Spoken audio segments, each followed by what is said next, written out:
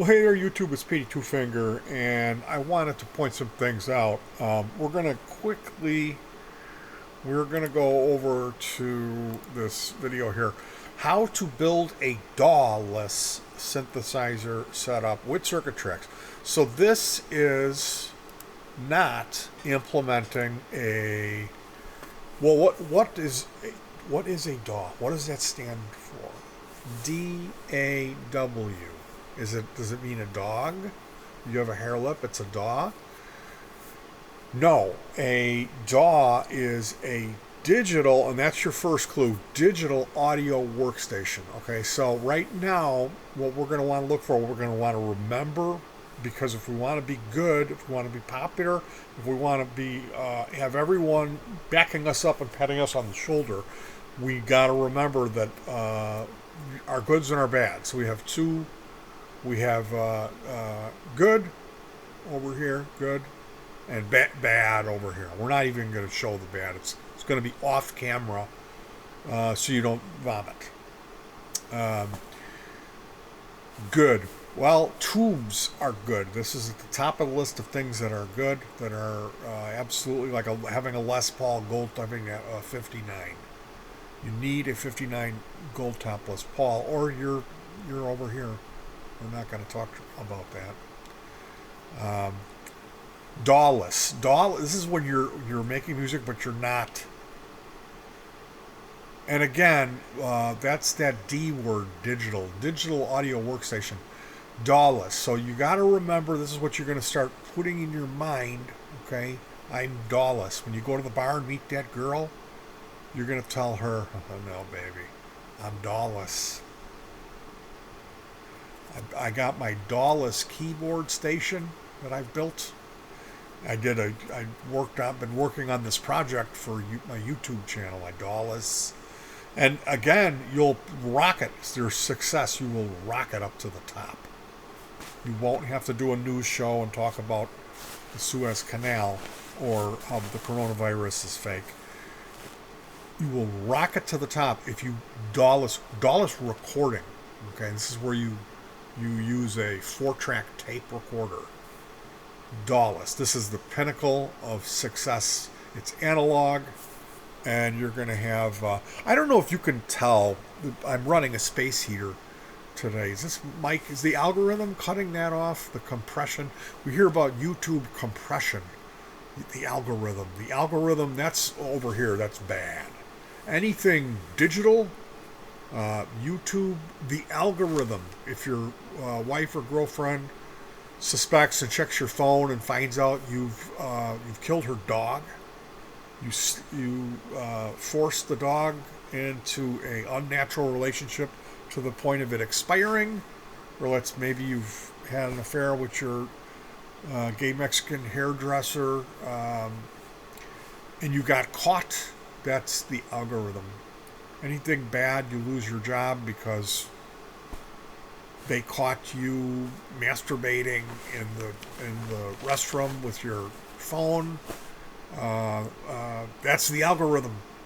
The algorithm. You got to remember that's bad. So yeah, YouTube. I'm not sure if you can hear. Like your endorphins should be opening up and pumping a lot of dopamine. You should feel ecstatic as if you just snorted a fat line of cocaine with all the harmonics in my voice, but probably not because of the algorithm. That YouTube compression, you can't hear. Is this space heater bothering you? The compression is going to ruin the what do you call those that thrive? Oh, harmonics can only thrive in a vacuum tube. They in a crystal lattice of a vacuum tube. So another one for the good category, crystal lattice. Daw-Less. We got to remember Daw-Less is good. Tube, analog, Les Paul 59, Daw-Less. Okay. Like if you would take your hard drive to a pro studio so they could use their compressor. You want to remember that there's compression can be good. Okay, if it's tube compression, if it's outboard, like if you would have to burn all your files to a hard drive, save up another $300 per track, drive it to the studio, have a meeting with the studio guy, leave it with him to remix and master your tracks, and use his outboard tube compressor. Thousands and thousands of dollars for this. Where on the other hand, over here we would have a digital simulation of VST of that same compressor that you could download for free and install on your computer and do at home. But that's bad. That's the type of compression that falls under the algorithm or YouTube because it's digital, and then it's bad compression.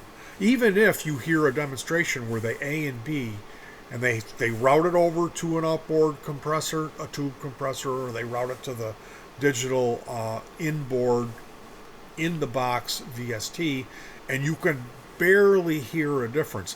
Like, the most important thing is that's when it's most important. When you cannot tell a difference, or like only a little bit on the attack of a snare, and that is the super important reason why we need analog, we need recording studios, we need outboard gear, and we need producers. Is for that, like, kind of Emperor's New Clothes. I can't hardly tell if it's I can. It's a little bit where the snare is a little different. The attack on that snare is a little different. And I don't know which one I like better. That's analog. That's tube. That's good. Okay? And that falls right in with Daw-Less. And not using a 2496 or whatever you're working at, using a cassette. Because analog. Anyway, YouTube, I got to get working on this amp today, so I've got to eventually, let's see, what do we got here? How am I going to do this trick? Here we go. April Fools! April Fools! Happy April Fool's Day, YouTube. Remember, if somebody makes, if their bread and butter, their Hungry Man turkey dinner that they eat on Thanksgiving, if that was purchased through musicians paying them to service a tube amp, or to run your mix through a tube compressor, those guys are going to be running YouTube channels which are going to trumpet everything I just said. Okay? So if you're watching a guy who the only way he pays his rent is through servicing a tube amp, he's going to champion tube amps and any other affordable solution like a Black Star or cheap amp. He's going to tell you it's fucking garbage. And these people that are trumpeting this stuff, the guy with the hammer, you know, that guy, all of these people on YouTube, I see just hordes of people just blindly agreeing and drinking the Kool-Aid, you know. So I'm here because I represent proof of concept, okay? And I'm where the rubber meets the road. Is I made a comment on Brad the Guitologist stream, and he said, digital's not the end all be all. And I said, I didn't say it was. I said it goes hand in hand with analog. Then he said, tube amps are like dinosaur. Tube amps are fun. Tube amps are like riding a dinosaur, and that's fun. Then he said, try riding zeros and ones. And he shut the stream off. So I couldn't respond. And my response to Brad the Guitologist is, you came over to my channel and listened to my album, and you said that it was good, that it was pretty chill, and it was good bench music for fixing amps. And I got to tell you, Brad, the guitarologist, not a single fucking tube amp was used. It's all digital, that album. All the guitars are digital. Everything is run through either a computer, like a separate computer, then to another computer into a DAW with amp modeling in it. Or I'm using an old, like circa 1996 Roland virtual guitar modeler. And it sounds good.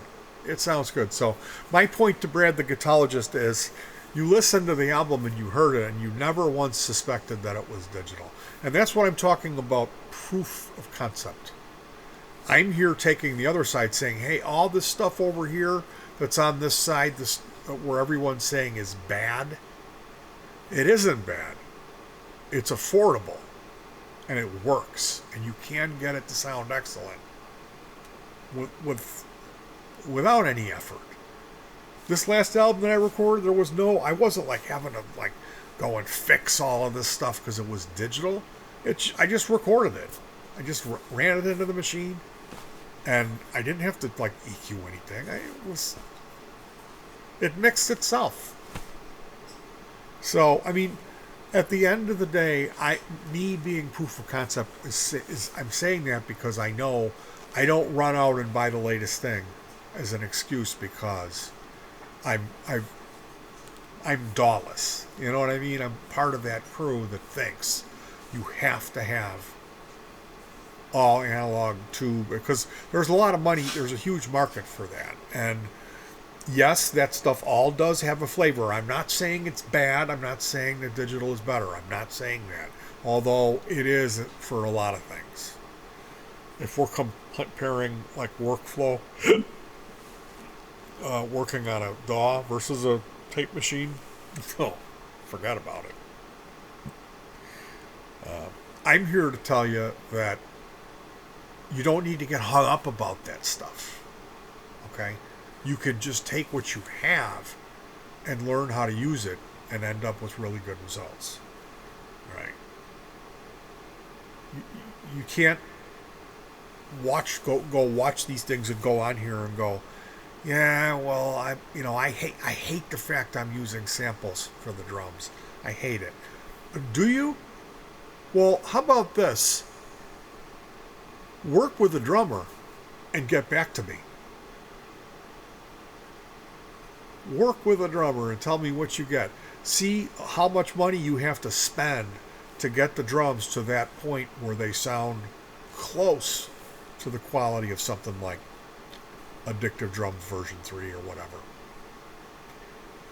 Because you're gonna have to spend a lot of work and a lot of time to get close to that. And unless you're working at a professional studio with a good microphone collection and they really know what they're doing, miking drums tends to really be the point at which it separates the pros from the amateurs and it sounds like crap. So that's way over my ability, my skill set, the gear that I have here, and I live in an apartment, and I like to make music in a song in one day. Okay. So I can't do that if we incorporate a real drummer. And yeah, it's going to sound better. The drums are going to sound better if you do it right, but I don't have the ways and means to do that. So I'm not going to try and compromise. I'm not going to go to some 2-bit studio around here and bring a drummer in and have him play for some track I wrote. I'm just going to compromise. And for me, it isn't a compromise. I know how good what I'm getting sounds, as opposed to how far I would have to go the other way with it. So all of this to me is a no-brainer. And like I said, I'm proof of concept because I work in that's my wheelhouse, is not paying a lot to get great results. And I build my own gear. I kind of know what I'm doing. Kind of. As far as hacking it all together and ending up with a good result. And that means I've built live rigs that run on batteries and I record. So I can talk. These other guys that are most of the time when I see these other guys going on and on about it, about how horrible digital is, and you got to be Daw-Less and all that, I don't see any proof of I don't see any, like, where's the music? There's a lot of talk, and if I come out and admit, oh hey, I use digital modeling because I live in an apartment, I get, the dinosaur line. It's you're a little kid. Go ride your zeros and ones. I'm riding a dinosaur. Really? Really? Is that why your fucking wife kicked you out of the house? Dinosaur riding? Anyway, happy April Fool's Day. And remember, it's not so much good or bad. And people that are going to try to tell you, oh, the compression, the analog, the compression of the algorithm.